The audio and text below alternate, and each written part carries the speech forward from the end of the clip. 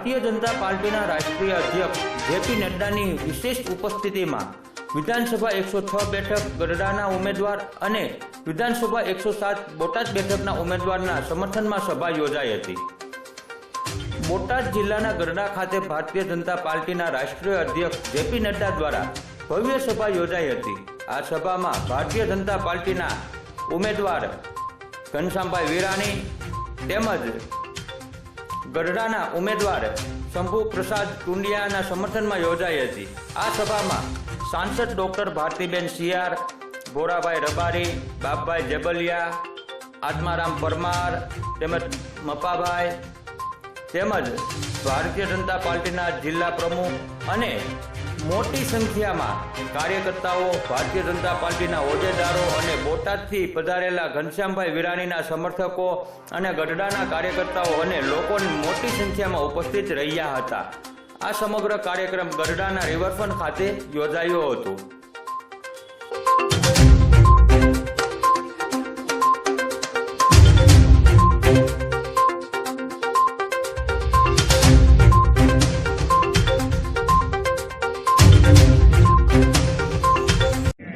अच्छा, हम शर्मिंदा है, तेरे कातिल जिंदा है। कौन है कातिल? सुप्रीम कोर्ट का जज जिसने सजाए मौत की सजा सुनाई, भारत का राष्ट्रपति प्रणब मुखर्जी जिसने सजा को अपहेल्ड किया। हम वो शर्मिंदा हैं कि ये लोग जिंदा हैं। ये क्या है भारत? तो ये भारत तोड़ने वाले लोग आज दिन तक राहुल गांधी ने इसका जवाब नहीं दिया है। क्यों नहीं दे रहे? किस मुंह से तुम भारत जोड़ो यात्रा में चले हो?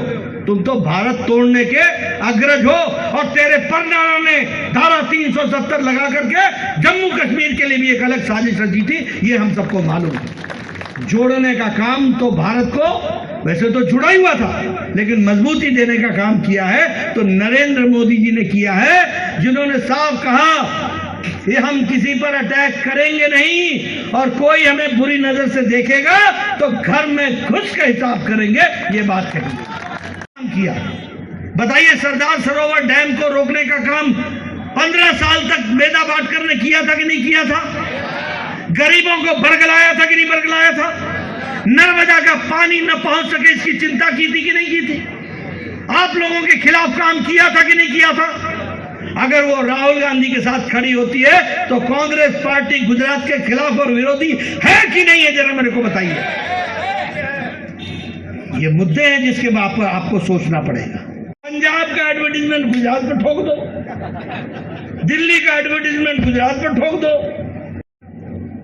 पिट करके आए, पिट करके आज दिल्ली आके माफी मांगना। दूसरा रिकॉर्ड सुन लीजिए, उत्तर प्रदेश में गए चुनाव लड़ने आम आदमी पार्टी, 350 सीटों पर चुनाव लड़ी और 349 सीटों पर जमानत जब्त कराना। फिर ये गए उत्तराखंड में चुनाव लड़ने, फिर लग गए पत्रकार बोलने यहां तो अब आपका टक्कर आपसे है, आपसे है। मैंने कहा आपसे है क्या?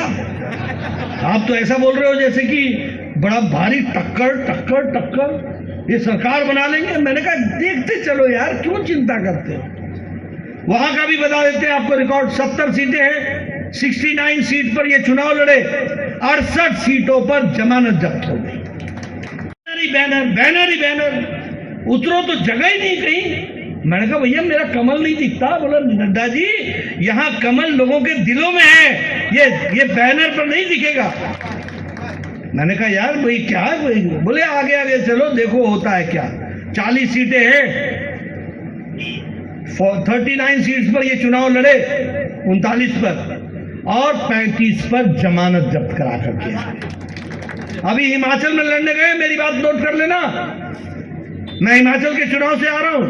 68 सीटें हैं, 67 सीटों में ये चुनाव लड़े। 67 67 की 67 सीटों में 8 तारीख को देख लेना जमानत जब्त होगी। यह इनकी परिस्थिति है। गुजरात की जनता को धन्यवाद भी देता हूं और उनसे निवेदन करता हूं कि आप 1 तारीख को और 5 तारीख को पूरी ताकत से भारतीय जनता पार्टी को आशीर्वाद दें। भारत माता की